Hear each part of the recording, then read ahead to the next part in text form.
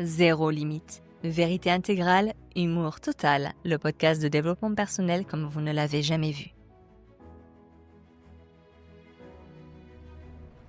Bienvenue dans Zéro limite. Penchons-nous sur un phénomène fascinant de notre ère postmoderne, l'inversion de la polarité thérapeutique. C'est un peu technique, je vous l'accorde, mais c'est très intéressant, vous allez voir. Nous vivons une époque merveilleuse où l'expertise est devenue une option, un peu comme les sièges chauffants dans une voiture.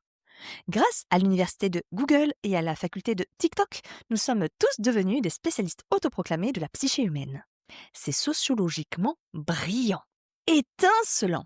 On paie un expert pour nous aider, mais on refuse catégoriquement qu'il le fasse. C'est le concept du covoiturage émotionnel, où c'est le passager qui tient le volant depuis la banquette arrière. On ne va plus voir un thérapeute pour se faire soigner. Ben non, ça serait trop simple. Pourquoi faire? Quelle vulgarité. On y va pour se faire valider. Oui, je vous assure. On arrive avec son diagnostic sous les bras comme une baguette de pain bien cuite.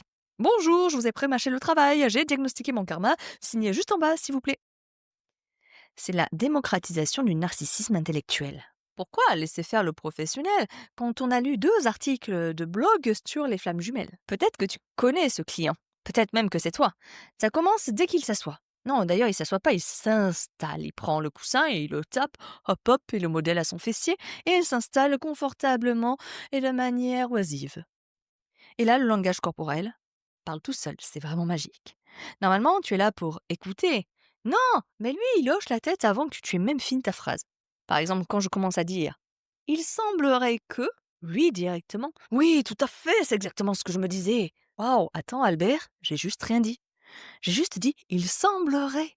Calme les écuries, tout va bien. Et le vocabulaire, hein, le vocabulaire. Il ne dit pas je suis triste. Non, c'est trop simple.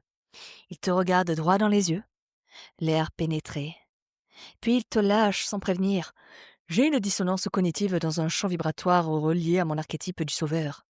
Là, tu prends un doliprane pour digérer la synthèse, tu le regardes et tu te dis pardon. Tu as avalé un dictionnaire de développement personnel au petit déjeuner? Ou tu as eu un court-circuit neuronal lié au dernier yaourt avarié que tu as mangé? Le pire, c'est quand tu lui poses une question simple. Comment vous sentez-vous? Et là, il part en conférence TEDx. Il te sort des graphiques imaginaires des mains. Il analyse ta question. C'est intéressant ce que tu me demandes. Ça renvoie à ta propre projection de thérapeute. Eh oh, Michel! C'est moi qui ai le diplôme, c'est toi qui as les mouchoirs, chacun reste à sa place. Mais attention, il va te dire. Je ne suis pas un patient lambda, moi. Je suis un cas d'école, je suis un haut potentiel spirituel. Franchement, je viens te voir, mais c'est juste pour le plaisir. C'est de la supervision déguisée, en fait. D'ailleurs, souvent, je me dis que je devrais faire ton métier. J'ai le don. Tu le sens, non? Cette puissance. L'autre jour, j'ai soigné mon chat juste en le regardant. Il avait faim, je l'ai regardé. Il a mangé. Guérison instantanée. Je comprends tout avant tout le monde. Freud, un amateur. Jung, un copain d'école. Mon problème, c'est que je suis trop lucide. Je suis victime de ma propre intelligence suprême. Je n'ai pas de blocage. J'ai des complexités architecturales divines. C'est différent. D'ailleurs, ne me facture pas la séance, voyons. Facture-moi la collaboration. On est collègues, toi et moi. L'élite de la conscience. La même personne, 2 secondes après. Bon, par contre, j'arrive toujours pas à quitter ma mère, je pleure devant des pubs pour la lessive, mais ça, c'est quantique, on est d'accord, hein? Tu peux me comprendre, hein? Tu pas un remède ou un tips? OK, là, on va poser les masques, ça va peut-être pas plaire à tout le monde. Pourquoi tu fais ça? Pourquoi cette personne fait ça, cet ami que tu connais?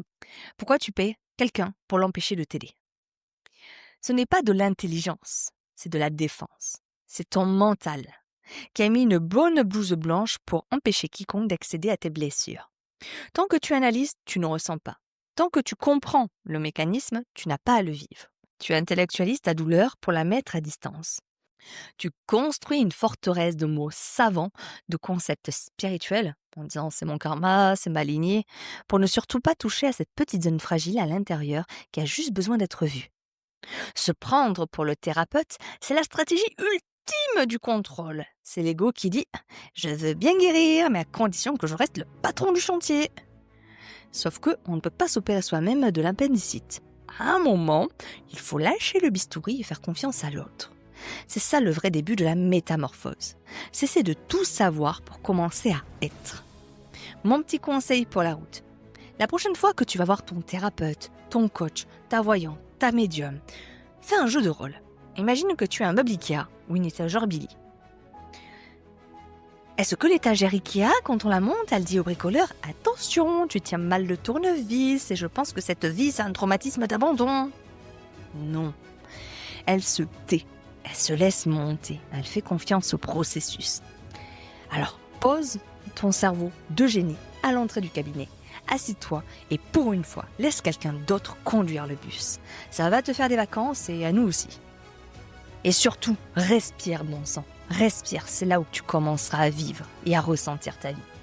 À très vite pour un prochain épisode.